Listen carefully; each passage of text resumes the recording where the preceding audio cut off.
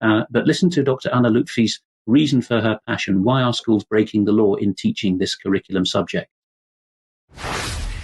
PSHE providers are increasingly obsessed with engaging school children in discussions about sexual arousal, sexual stimulation, sexual pleasure, touching and being touched. They are showing kids graphic sexual images that are designed clearly to excite and titillate. The Bad Law Project is currently engaged in consultations with criminal legal specialists as to whether some of these materials meet the NSPCC's definition of non-contact child sex abuse and whether PSHE lessons as taught may be criminal offences under the Sexual Offences Act 2003. And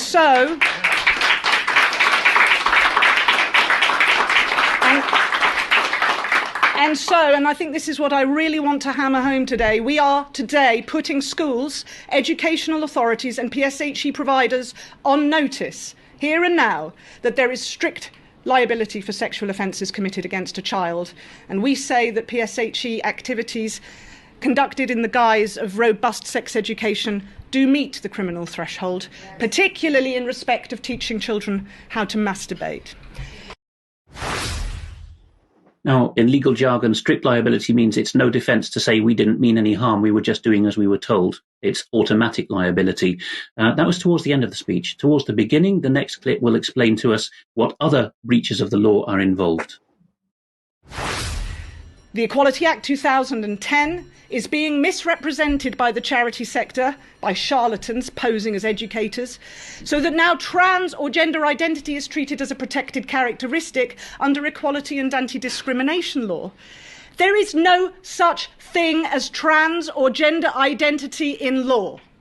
There is gender reassignment, which is entirely different, and as Andrew also mentioned, a procedure available to persons of 18 and over. Schools have no business promoting the idea to minors under 18 that their healthy bodies need medical intervention and pretending that this is some sort of diktat of the Equality Act.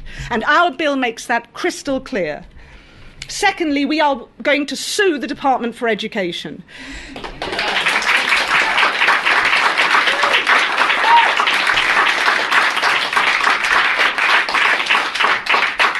The Bad Law Project is preparing a class action brought by parents who will for the time being have to remain anonymous due to the pathetic state of free speech in this so-called democracy and because of risks to their personal security and their children's well-being were their identities to be publicised.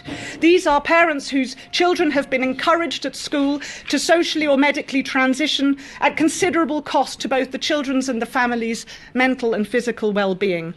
The parents are seeking to bring a joint claim in negligence against the department for actively promoting gender identity in schools, which we will define as gender ideology, and for failing to act on foreseeable harms caused by said ideology, and for allowing schools, local authorities and charities to politically indoctrinate children and ignoring and dismissing complaints brought to their attention by suffering parents. And she went on to talk about the particular problem with autistic children and young people being nudged this way. And given Debbie's expertise in autism, a very sensitive and complicated issue, we'll be discussing that in extra time for subscribed members. In the next clip, she sounds, again, from the beginning of the talk, Dr. Lutfi sounds even more like a UK column viewer, perhaps even like David Scott.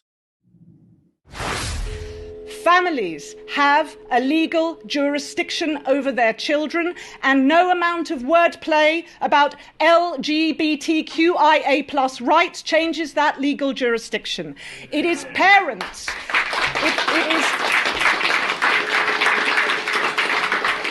It is parents who care unconditionally about their children, not money-making schemers and not government. The state is a terrible parent. Go and look at any children's care home in any country at any period of history and see how children fare compared with growing up in a family that they can call their own. But the pedagogical philosophy practiced in PSHE today is, what do parents know? Why is this happening? Well, this is my opinion, my personal opinion. The removal of children from the influence of loving parents at younger and younger ages makes them more susceptible to influence from third parties who have vested interests in promoting ideas and lifestyles to children for political or financial gain, as well as, I must say, for sexual gratification. What else is the relentless promotion in PSHE of something called gender identity? The heinous proposition that a child can be born in the wrong body and can literally buy a new identity with assistance from the third sector. The child is asked to question constantly whether he or she feels okay, and told you may not feel okay. Do you hate your body? Do you hate your adolescent body? Take another name, use a different pronoun, talk to a trusted adult about your intimate thoughts, not your parents. Don't trust or talk to your parents. Pause puberty, get skin grafts, take cross-sex hormones, bind your breasts, go online, seek out strangers who can help you, and let us know if you want to talk. If you have a sexual experience you want to talk about, if you hate your body, talk to us. Talk to us. This is PSHE.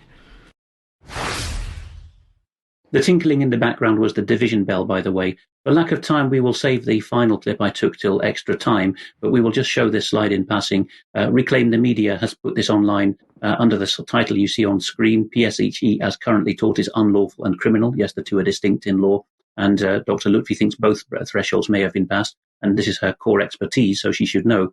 It will be in the show notes, so you can follow the link from there.